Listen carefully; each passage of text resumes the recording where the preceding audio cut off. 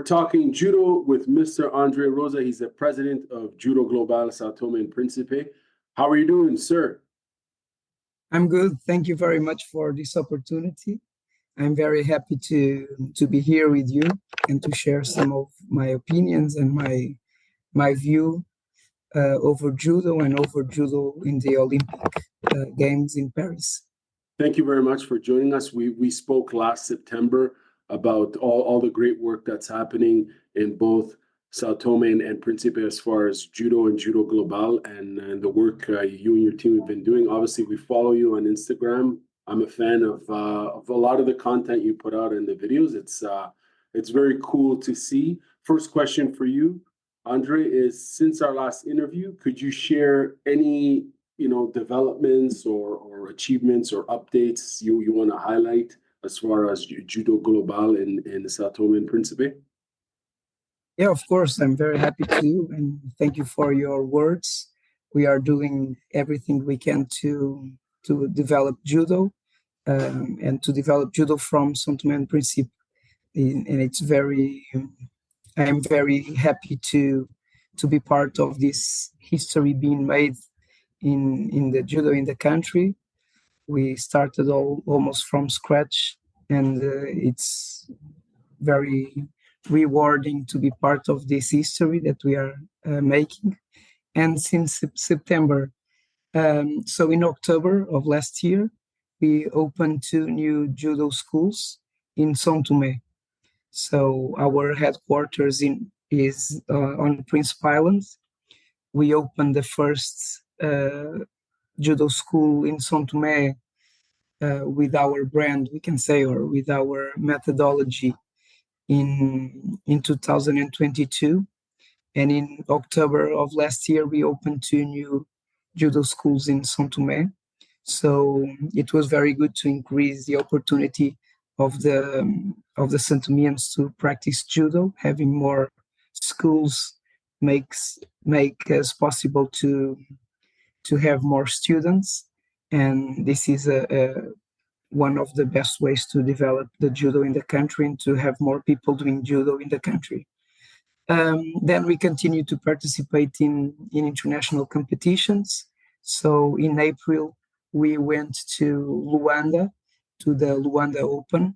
And this was very important because we have athletes not only participating in the senior age group, but also in the cadets and in juniors. This was the first time we had international participations in the cadets and the junior age groups.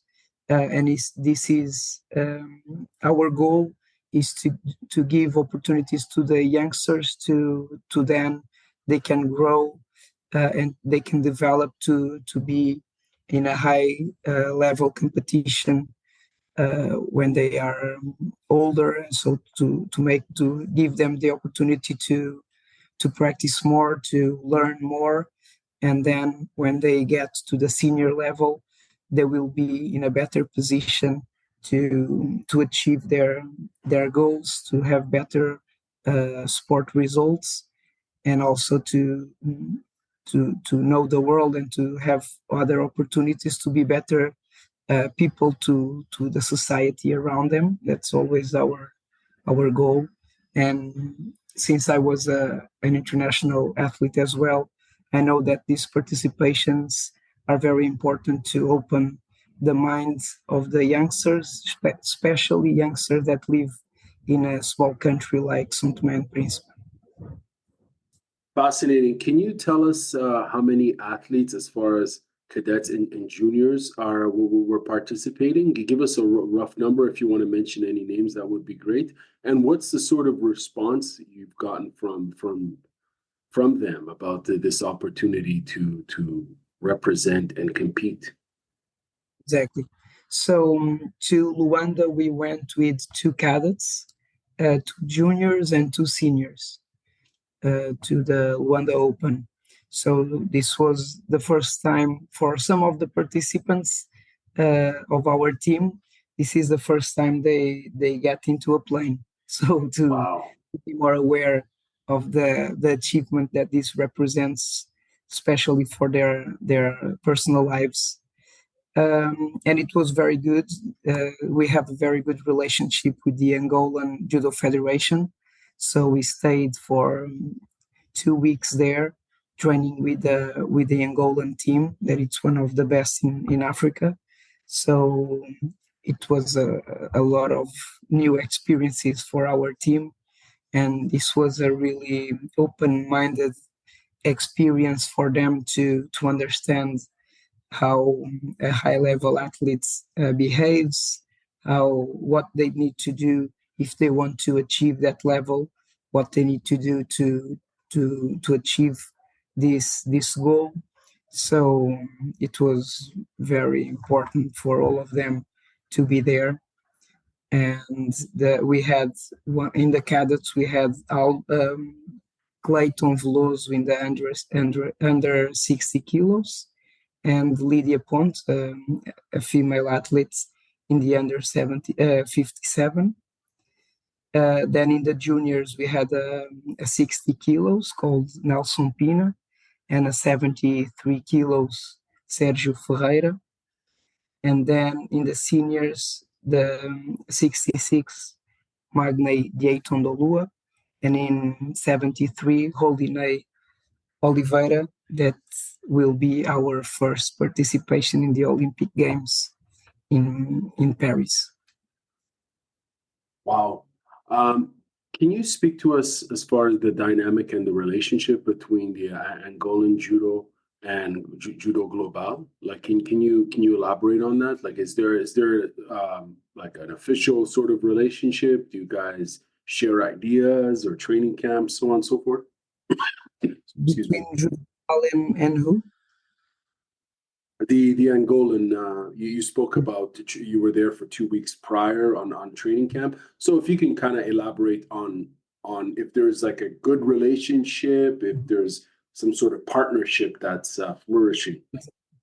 Yeah, we have a protocol signed between both judo federations. Judo Global of São Tomé and Príncipe is the national judo federation from São Tomé and Príncipe, and we have a protocol signed with the Angolan Judo Federation. We have a very good relationship. It's a close country. There's a lot of Santomeans living in Angola. There's a lot of Angolans living in São Tomé and Príncipe. So there's a familiarity between the two countries, and we speak the same language. And the federation, the members of the Angolan Judo Federation are very open and very helpful to us, especially to us. We want to help them as well, but in the level that they are helping us a lot more than we are helping them so far. But we hope in the future we'll be able to give back all the good opportunities that they are giving us.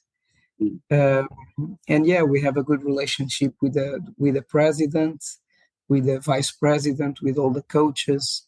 There's some Angolan athletes in Portugal as well, and some São Tomé and Príncipe athletes in Portugal too.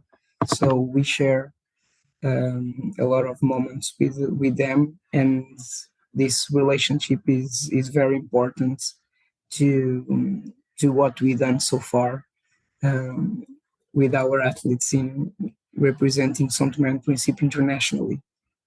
I think it's really cool and important that there's that mutual welfare, and support amongst these different teams. I think it's always a good story to highlight that, especially when it comes to trying to develop a sport, right? Showcasing different styles and all that. I think it's valuable across the board. And if I can step aside and quickly say that Angola really seems to have, when it comes to combat sports, I think I mentioned this before, they seem to have a big audience of fans of Angolan combat sports, but in general, they're really investing in it seems like they're investing in various sports, including judo. But that's great. Thank you very much for that update.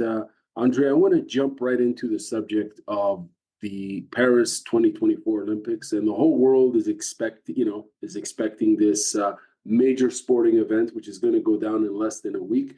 first question is, are you excited? Of course, very excited. I always was a fan of the Olympic Games, and for sure, these Olympic Games have a sweeter taste since it's the first time we have a Santomian athlete representing the country in the judo sport. So I am very excited to watch the games. And so to make you understand, my father was an Olympic coach. He was the Olympic coach for Portugal in Sydney, in Athens, in Beijing, and in London. Wow. So the Olympic spirit was always very vivid in my life. So since a young age, my father was an Olympic athlete too in Los Angeles '84. So the Olympic spirit was always around my education, and I was always very excited to watch the games. And in Sydney, Portugal won the first medal in judo, and my father was the coach. So this was a moment that I will always remember. So to be part of the Olympic history, representing São Tomé and Principe, and in doing a project that it's very rewarding, and I have a lot of work to make it possible. The Paris 2024 will be probably another landmark in my life as well. It's I'm very excited, of course. Yeah, to resume. Very, very interesting. I the first time I interviewed, I was unaware of all that. In terms, I know, I think you spoke of your dad being a judo coach and a judoka and so forth, but I don't think, correct me if I'm wrong, you had mentioned that he was a coach of the national team for what, 3 or 4 Olympics, the national team for Portugal. So thank you very much for sharing that. If you don't mind me asking, can you give us, let's go back to Sydney. You said Portugal produced its first ever medalist at the Olympics. Can you tell us who that athlete was and what you recall from your dad's story of that momentous moment? So, so my father was always a hard worker person, and that's one of the things that I take from him. Mm. And my father's name is Rui Rosa. And in Sydney, there was some hopes for Portugal to win a medal. So in the 73 kilos, um, the European champion was Portuguese, Michel Almeida, and he gets the 7th place in the Olympic Games. So very good result, the best result for the Portuguese judo so far. And in the next day, we had the 81 kilograms category, and the athlete was Nuno Delgado, and he was European champion, but in two years before.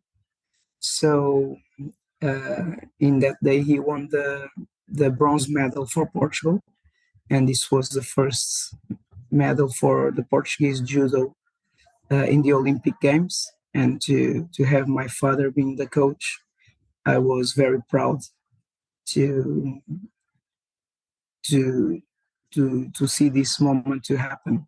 Yeah. Almeida, I believe, was coaching the Canadian team, was he not? Yeah. Of Oh, course, wow. yes. Wow. What a small world. Exactly. Very Yeah. cool. Very cool. Mhm. Thank you very much for that. And let's dive into it. We want to hear your thoughts on, as far as African representation and expectations at the Paris 2024 Olympic Games. There's Mhm. 24 African countries. What are your expectations for African athletes in terms of performance and, dare I say, medal prospects? Exactly. So we can see an analysis here. So we will have 43 athletes from the African Judo Union. In total, there are 378 athletes in total. So 43 will be from the African Judo Union. And if we do an analysis, we can see that we have no African judoka in the top 8. So in the top 8 athletes, they are seeded, so they will not face each other in the first round. They will only meet another seeded athlete in the quarterfinals. So this is not the best place to start. So it's always better to be seeded. Although we have some good athletes participating. So the ones that I think that have the best chances and they are doing a great performance in this Olympic cycle. The first one I would say Driss from Algeria. He's only 22 years old and he's in the 73 kilograms category. And during this qualification period, he had very good results. So, for instance, he was African champion in the last 2 editions. So in 23 and in 24, he was the African champion. And another thing that he achieved is to have a medal in the IJF World Circuit. So he has a silver medal in the Zagreb Grand Prix in 2023. And this is a great achievement. And I think he has very good chances to have a good result. Any question about this athlete? So I know he takes a lot of time in France. So as we know, France has a very good quality of judo, and the games will be in France. So maybe this can be an advantage for him as well, hopefully, of course. Yeah, quick question in regards to that particular division for Dries. What sort of advice would you recommend as a coach? Because it's I mean, every weight division for men or women is stacked with talent, right? And obviously he's risen to the occasion, as you just listed, his achievements, and he has a lot of potential. He's young, and as you mentioned, he's training in France. What sort of advice would you give him on the biggest day of his career thus far, which is the Paris 2024 Olympics? What sort of advice would you give him generally? Well, of course, this type of advice depends a lot in the athlete that we have in front of us. I don't know him personally, but of course we need to, well, as a coach, the coach must know the athlete that he has in front of him, and the coach will know better what type of advice they need to give depending on the athlete that we have. But one thing that we can see is that he is very young, only 22 years old. So normally the peak of a judo career is in the 26. So I would say that his peak would be in the next Olympic cycle. So maybe this can take some pressure from him, and to take this pressure can be a positive thing as well, depending on the athlete that we have. Some athletes perform better with pressure, some others perform better without pressure. So this would depend a lot in the type of athletes that we have. But maybe since he's very young, to make him conscious that he still has a lot of roads to walk, and to know that this is a step to achieve his peak.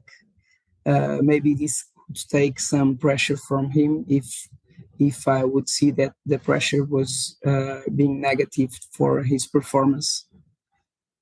It's interesting that's very interesting comments and perspectives you're sharing there, because I've gone back and I've heard a lot of former Olympians who've competed at the games. One of the advices that I keep hearing from some of them, in majority, is be in the moment, soak it all in, have fun, because one of the themes is that everything happens so fast, right? Exactly. That sometimes people forget to live in the now, be in the moment, don't let your mind take you 10 minutes ahead or an hour ahead. Like, be in the present, and having fun is something I'm glad, like, and you're absolutely right, it depends who you're coaching, and you don't know them personally, as you said, but I always enjoy hearing coaches' perspectives on how they would deal, with athletes. But those are two excellent points.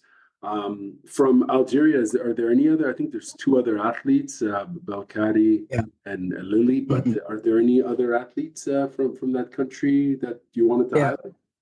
Yeah, I think Belkadi has good chances as well, since she won a medal recently in a Grand Slam, a bronze medal in the Dushanbe Grand Slam. So the Grand Slam is one of the most difficult competitions in the circuit. So this gives us some hope for this athlete as well. So she has a good experience in African championships as well. So she won already 5 African titles. She's a bit older, so 31 years old. So maybe the experience can work on her side, and maybe to give her some pressure if needed. Those are maybe her last Olympic Games, the first Right. and the last maybe. Wow. So depends on the athlete that we have. If we see that, if the coach sees he must uh, put some pressure on to make the athlete to understand the moments where she is. Mhm. So this could be an argument Now, to quick question for you in regards to her. As you mentioned, she's 31, Amina Belkadi. She's fighting in the under 63 kilos. She's exactly. never been to the Olympics. She's going to be there for the first time. What do you think that means for someone like her, or anyone, quite frankly, at that age, to finally make it to the big show, to the Olympics? What does that mean for them? I believe this is a dream come true,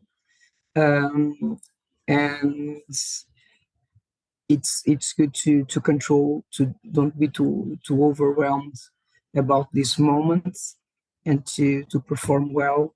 But I believe this is, only to participate is a dream come true. So to perform well, I hope she is very focused in what she can do there, to not only to participate but to have a good result and to have a good performance. It's important to manage the emotions and the feelings to be in the best um, mind, strong mind possible. It's as you said, everything decides in one day, Mhm. so everything will be decided on that day, and to be in the best performance depends not only in the tactic and in the physical aspect, but the mental aspect is very important as well. Absolutely. So we from Algeria, we've got Dries and we've got Belkadi. We wish them both, obviously, all the best at the games. We're going to move on now. If you have any other, I don't know how extensive your list is, but if you can tell us who you have next on your list. Yeah. So the list that I chose four, so two, Okay. Okay. two male and two female. Perfect. Gender So balance. That's great. exactly. So the next one that I want to mention is Sami from Egypt, Wow. 60 kilos. Okay. very young, only 21 years old, and with some very interesting results already. So only 21, already in the Olympic Games, uh, with with a medal in the with a bronze medal in the World Championships for juniors in 2023. This is interesting, and he is double. Actually, he is double African champion in 2023 and 22. So for his age, very good results, and the performance uh, that I can see from him in some competitions that I had the opportunity to watch. I like the way he fights. I think he has very good technique, but also very strong mind. Mm. So I believe he's one of the African judokas to be aware, to watch during the next games, and still very young, even younger than Dries. So I hope he will have a good career, not only a good performance now, but a good career. And I believe he has a lot of time to develop and to be even better. So far, your selection has been awesome, by the way, because I follow these athletes obviously on as far as African judo, and even the African Judo Union has done a really excellent job on the social media side. I've noticed as of January of this year, they've really pumped up their game, Yeah. and they've identified a lot of talent. And a lot of people who go out there and put some effort, including this individual here, Sammy from Egypt. If can you elaborate a bit more on his style? How would you describe him, his overall fighting approach for those who may not be familiar with him? Yeah, I would say he's a very hard worker athlete. So always looking for the attack, to attack first and the opponents, to do strong attacks. So I would say his style is more about this, trying to be always the first to attack. Very strong grips, and I would say with a very strong mind too. Sometimes losing the match with a Vasari and always going forward to change the results and to look for the win. So I enjoy to watch him fight, not only because of his technique but his attitude. He's always going forward, attacking, and strong-minded athlete. Right. So that's Right. what I see and what I enjoy to watch him. If I could Yeah, echo that, I agree with what you're saying in your description. Absolutely. I think he's also, it seems like he's fearless, he exactly. goes for it. He goes for it. He's not, there's no hesitancy. And as you mentioned, he's only 21, and you kind of begin to think he has a nothing to lose mentality. He seems almost like he's having fun out there. This is from the matches that I've seen, and from the Yeah, clips and the highlights that I've seen. Have you ever seen him at any tournaments on the continent? Have you seen yeah. him live? You have. Okay. In January, I was in the Portugal Grand Prix, and he achieved the bronze medal, losing the bronze medal to the World Championship silver medal from Taipei. Okay. And he had an amazing day. He won um, he won 4 fights, and he was amazing during the whole day, winning against some strong athletes from Italy, for instance, from Spain. He did a very good job during this day. Andre, question for you as a coach. How do you teach that sort of, as you said, you describe him as being very mentally strong, you can see that in him. How do you teach that in an athlete? Can you teach that in someone, or does that come with their hardware already? Is that a characteristic that comes with them? Because earlier you mentioned, he's a hard worker, right? So is is that the characteristic of someone who's a hard worker? They're probably just wired that way to be, to never give up and to be mentally focused. Exactly. So there, of course, in every aspect, there's a nature and a nurture side, and the mentality and the mental aspect of an athlete is the same. But there are some things that we can learn, and I believe all the athletes know that during their career they learn to deal with the mental side. Sometimes not the same way they learn to deal with the physical side or the technical side, but I would say that all the athletes would agree that the mental side is something that we learn as well during the time that we compete. And one thing that I find interesting is to learn how to regulate our emotions to have the best performance. And Wow. this is very personal. So some athletes would need during that day to feel more aggressive. Some athletes would need to feel more calm. This is a personal regulation, and it's what the coach can do is to help them to navigate through the emotions, to understand the type of emotions that make the athletes to have the best performance, and give them some techniques to help them to regulate during the competition to have the best performance possible,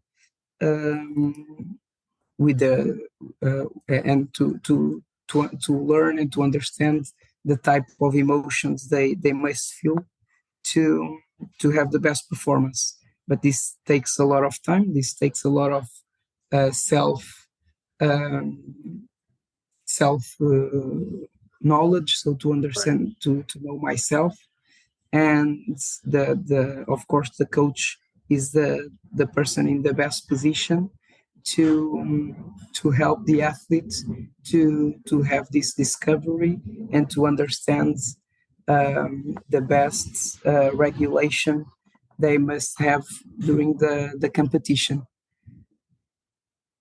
The theme, I'm glad you mentioned that, the theme of emotional regulation or regulation in general is it's such a valuable skill. And I'll be honest, as a fan of this sport, it's sometimes it's very hard to just watch and be calm, because some tournaments are so. And I'm just speaking as a fan here, if you don't mind me saying, it's just so hard to watch some fights because it's so intense, and you want to see a particular player win.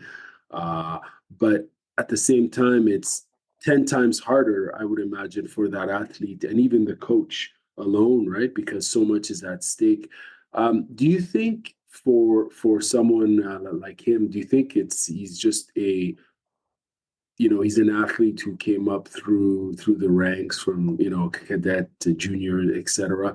Was that regulation taught to him earlier on in his career? I guess what I'm asking in your case is how important is it to instill that self-discovery in self-regulation to athletes at a very young age? Like, is that something you've done yourself to your younger athletes and so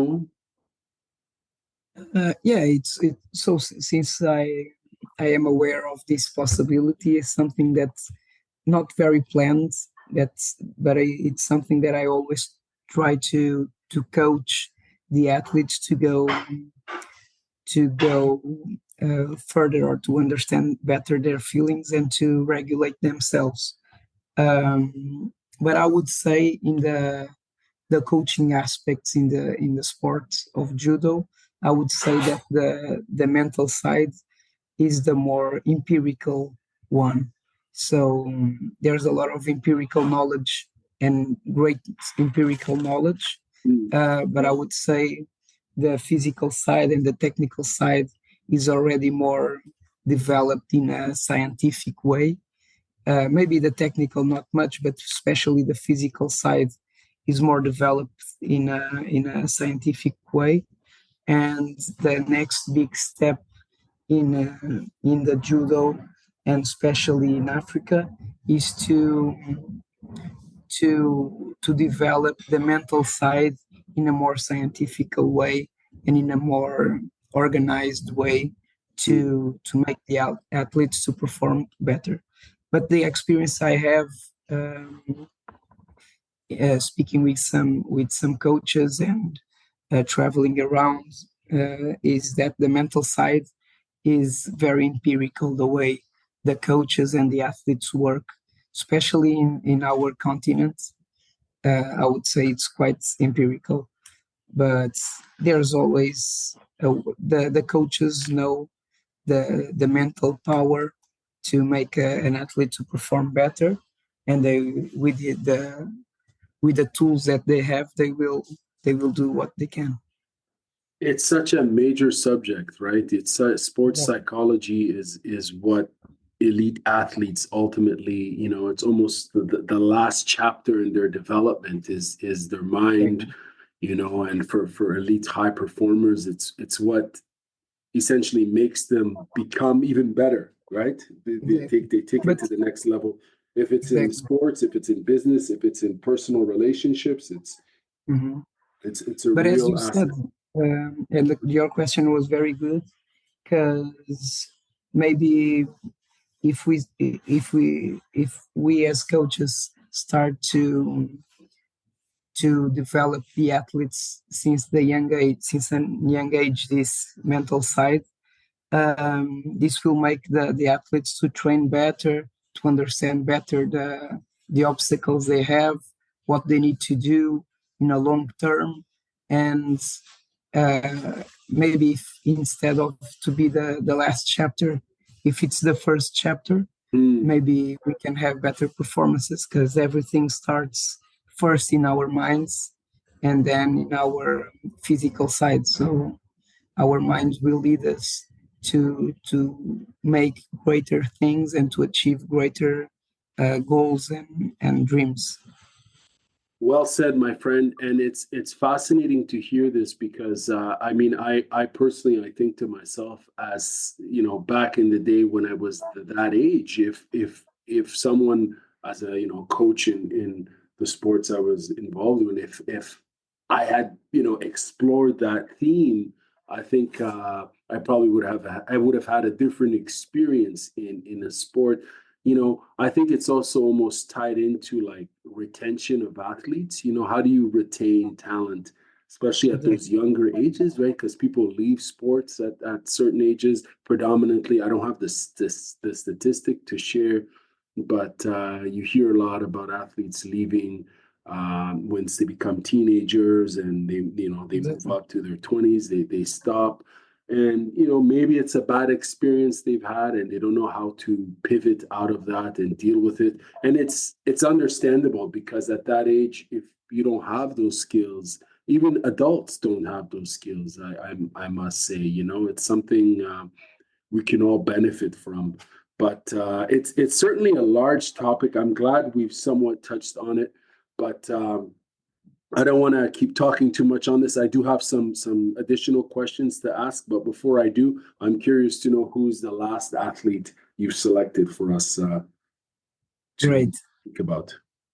Yeah. So the last one is from Morocco, and it's Iraoi, in the 52 kilograms category. Okay. So she's 28, probably in her peak in her career, and with amazing results so far. So uh, 4 African Championships titles. Mhm. So this is amazing.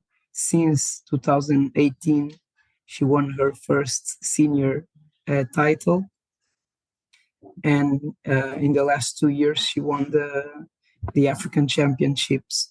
So in the qualification period, she was African champion twice.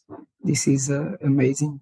And then with medals in Grand Prix, two medals in Grand Prix. In 2023, she won the silver medal in Zagreb Grand Prix. And in 2019, she won a third place medal, a bronze medal in Tashkent. So we know that for an African athlete to win a medal in the IJF World Tour is a big achievement. And in the IJF World Tour, we have the best athletes. So if they can win a medal there, they have a better chance to win a medal in the Olympic Games as well.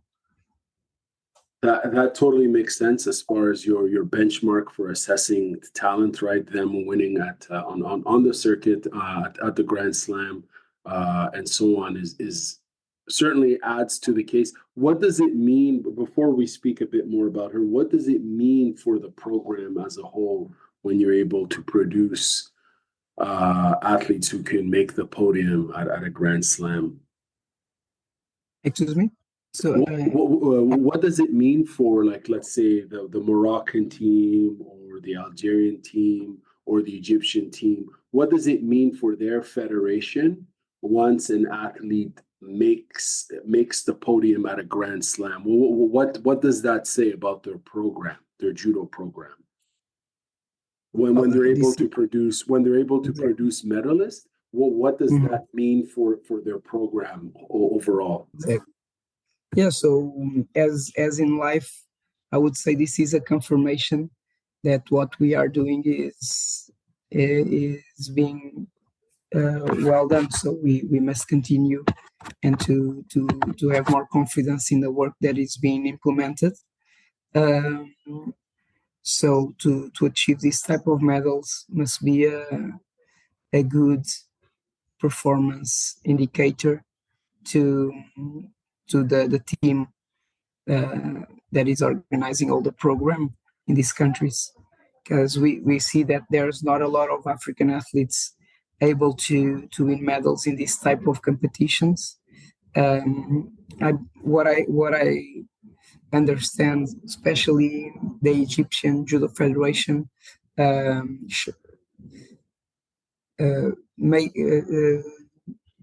can I say, communicates that they are very aware to have great results not only in the continent but also in the IJF World Tour and in the judo world.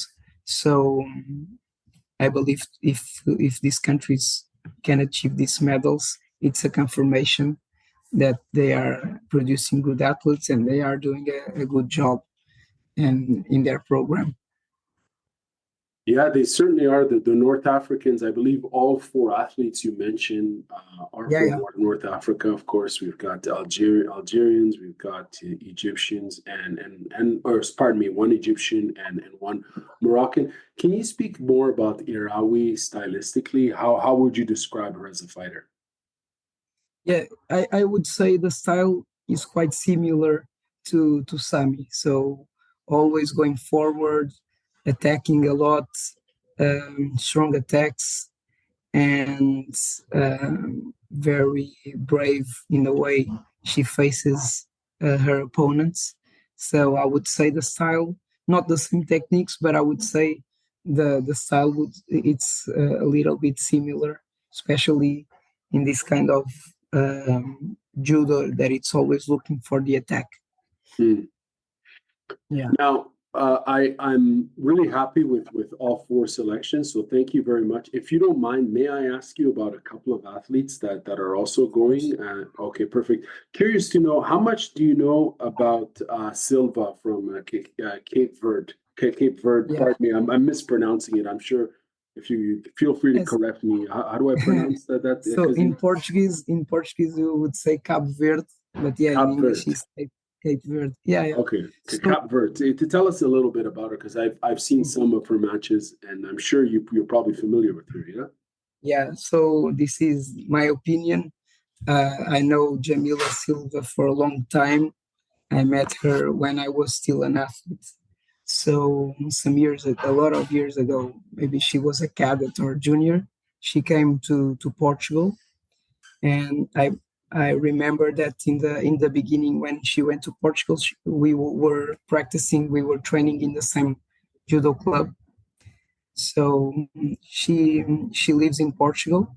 She's from one of the best judo clubs in Portugal, Benfica. It's also a soccer, right? yeah, and it's where Telma Monteiro and a big part of the Portuguese team trains. So what I see, I would say she has a great potential, and she, how can I explain this? So she has a great potential, and she can win against strong athletes. But I would say the mental side is what she needs to develop more. And I think she's doing much better now. So I saw her competing in Angola, for instance, and my perception was that mentally she was much stronger in Angola. So I believe she's doing a good job in this emotional regulation, because in previous competitions I saw her losing with some opponents that I would say she was better than they were, especially when in the medal contests. I would say the pressure sometimes would make her lose the game, not the opponent, but the pressure. But in Angola, I saw a different side of Jamila, and I saw her winning the medal in a great style. So I think she's in a good moment in these Olympic Games. Very interesting. What can you tell us about Dabon from Cote d'Ivoire, under 57 competitor? Yeah, very experienced with a lot of medals in the African championships. Physically, she has an interesting characteristic. She's very tall, so she works very well with the legs, using the legs to do her techniques. So yeah, I think she's quite strong. Yeah. And Angola's Pedro in the under 66. Amazing. Yeah, Pedro is amazing. He's very strong, very technical, very explosive. In the World Championships, he was fighting very well. He won the first match in great style. In the second match, he was winning until the end. I would say it was his mental side. We are talking a lot about the emotions and the psychological side of the sport. Absolutely, it's a big thing for sure. Yeah, it is. And I would say in the World Championship, Pedro has everything to win his second match. And I think it was the mental side that made him lose in the last second or last 10 seconds. I don't remember exactly. But he is an amazing athlete, very explosive, amazing techniques. He works, he can throws from every side. So very beautiful to watch him doing judo. very interesting. Are you familiar with Kisoka from the Democratic Republic of Congo? Mm-hmm. Yeah, as Dabon, he's very tall too, very long legs, and with a posture that makes very difficult for the opponents to throw. So with the awkward position, very sided position. So with a good tactic, he can win against anyone, because he's a quite different style from the other in his category. Very interesting. I have a few more here real quick, if you don't mind. Yeah, of course. Now, I know that, I believe it's Guinea. Hold on, I have it here on my list. We've got, it's not, yeah, Guinea-Bissau has a plus 100. Yeah, Mane. Mane, yeah. Well, what do you think about him? So he lives in France too.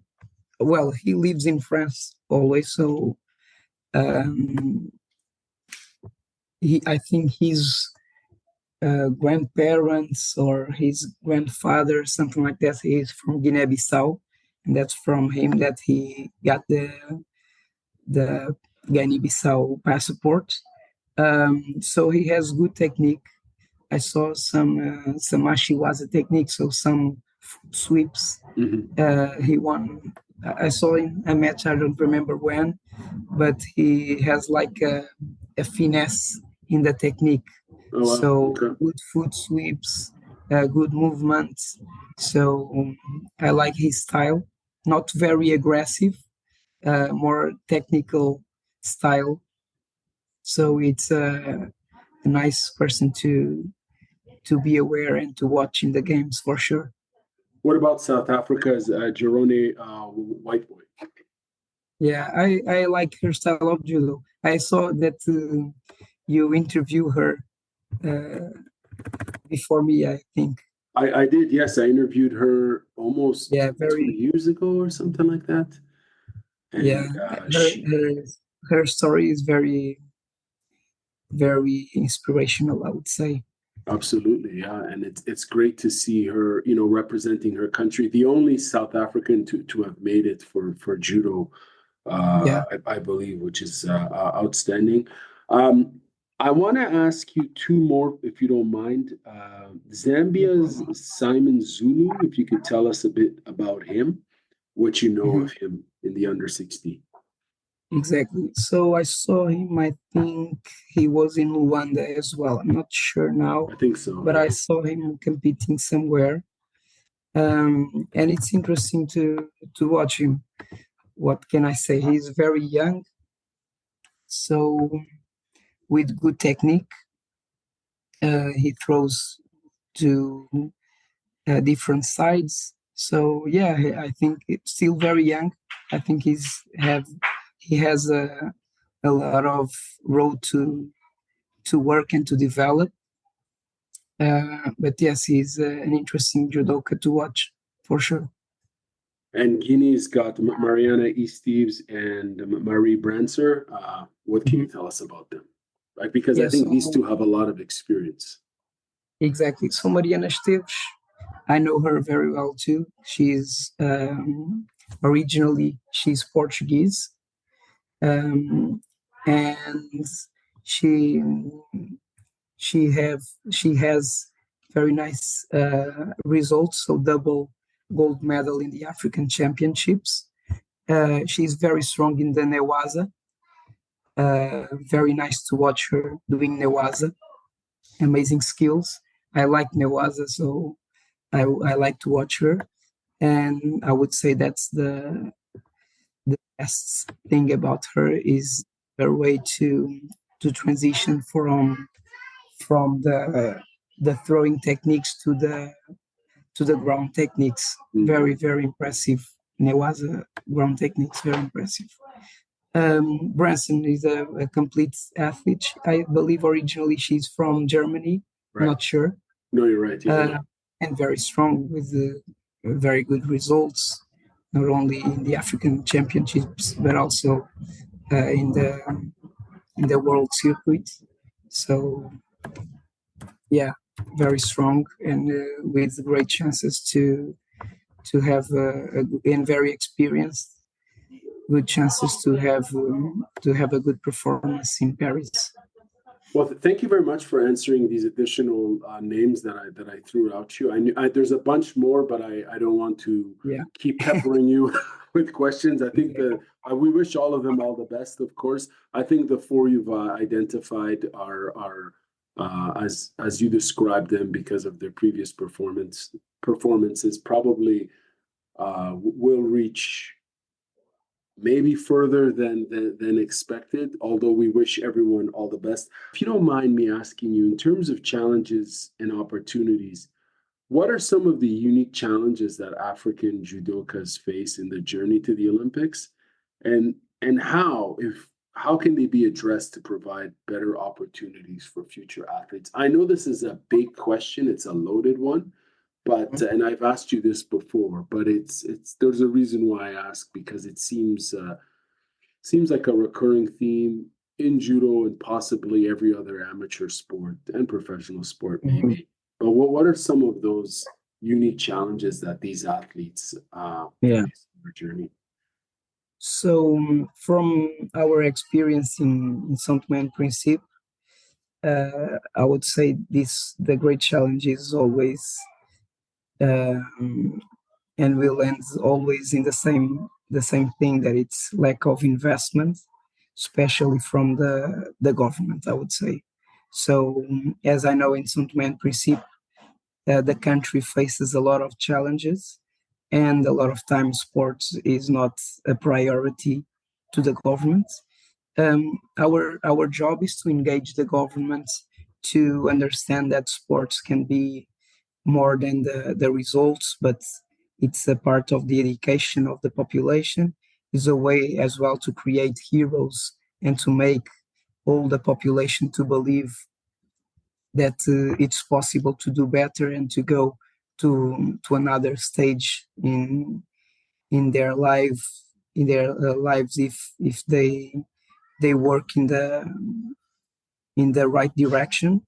So the challenge is to have more investment, especially from the government, and the challenge in a national federation like us is to work to engage not only the government but all the partners to make possible to us to have the experiences needed for our athletes to achieve a good performance. Um, and another challenge is in our country is the infrastructure. So sometimes it's difficult to prepare our athletes in the best conditions. And one thing that we can notice in the best African athletes that we were mentioned before is that some of them are a long part of the year they are away. So they are in Europe, especially, so practicing with the best, and some live all year in a different country, so they have access to better infrastructures. They have access to better or higher level training partners. They have access to participate in more competitions and training camps. So we can see this as well as an opportunity. So especially in Portugal now, there's a lot of immigrants from the former colonies from Africa.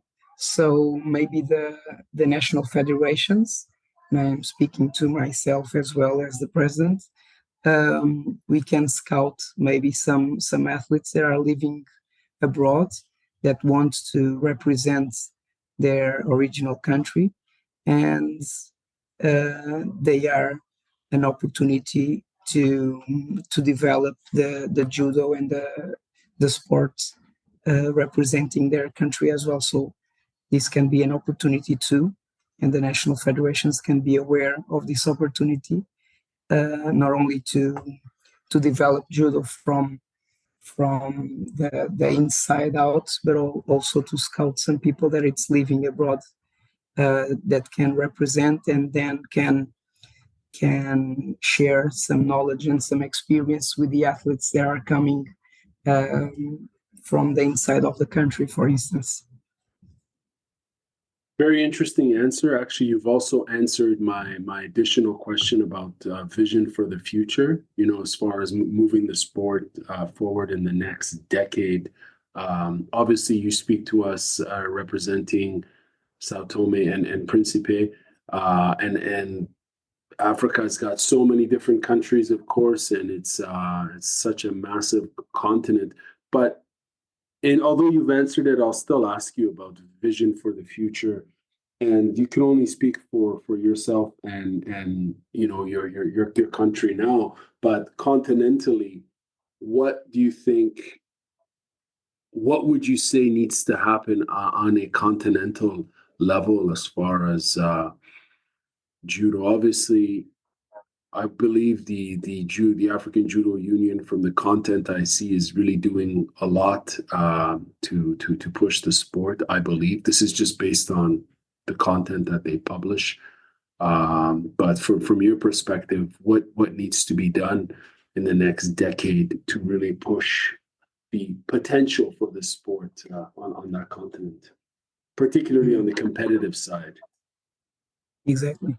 So, speaking first from our perspective in Saint Tome and Principe, we are now starting to build um, some solid foundations. So, having the first participation in the Olympic Games, I believe this is a good chance for us to to share the sport, to make the sport more visible in our country, and then for the youngsters, and to have more new participants doing judo.